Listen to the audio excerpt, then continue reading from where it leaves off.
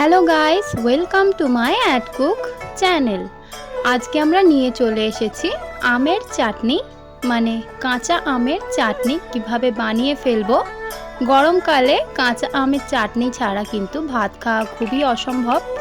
দেখে নেওয়া যাক এই রেসিপি। সর্বপ্রথম এখানে আমি একটা কড়া নিয়ে নিয়েছি। কড়াইয়ের মধ্যে পর্যাপ্ত পরিমাণে সর্ষের তেল দিয়ে দিয়েছি। সর্ষের তেলটি অল্প একটু গরম হয়ে আসলে একটা শুকনো লঙ্কার অর্ধেক পিস দিয়ে দিচ্ছি এই তেলের উপর।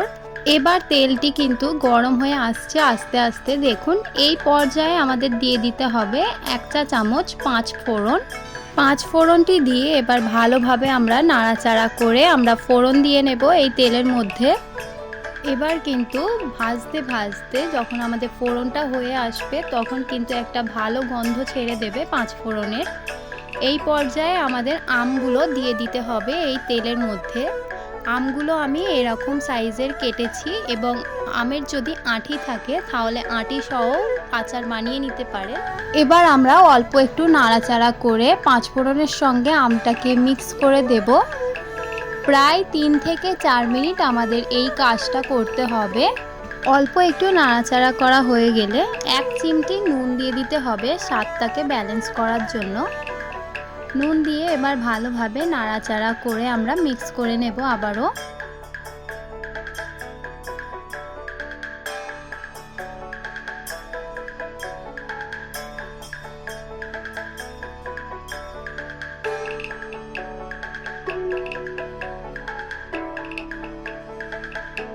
এখানে এই পর্যায়ে আমি একটু 1 চিমটি হলুদ গুঁড়ো দিচ্ছি কালারটা ভালো আসার জন্য।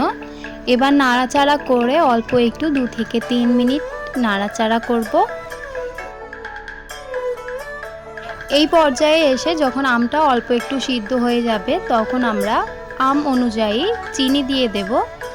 অনেক আম বেশি টক হয় এবং অনেক আম কম টক হয়, সেরকম হিসাবে আপনারা আপনাদের মতো চিনি দিয়ে নেবেন। এখানে আমি 1 বাটি চিনি দিয়ে নিচ্ছি আমার স্বাদ অনুযায়ী। আপনারা আপনাদের স্বাদ অনুযায়ী চিনি দিয়ে নেবেন। এবার নাড়াচাড়া করে অল্প একটু চিনিটাকে মিক্স করে দেব। ভালো করে মিক্স করা হয়ে গেলে এবার ঢাকা দিয়ে চিনিটা গলা অবধি আমরা অপেক্ষা করব প্রায় 2 থেকে 3 মিনিট। 3 মিনিট পর ঢাকা খুললাম। দেখুন, আমটা কিন্তু অনেকটা গলে গেছে এবং চিনিটা কিন্তু শিরা হয়ে গেছে।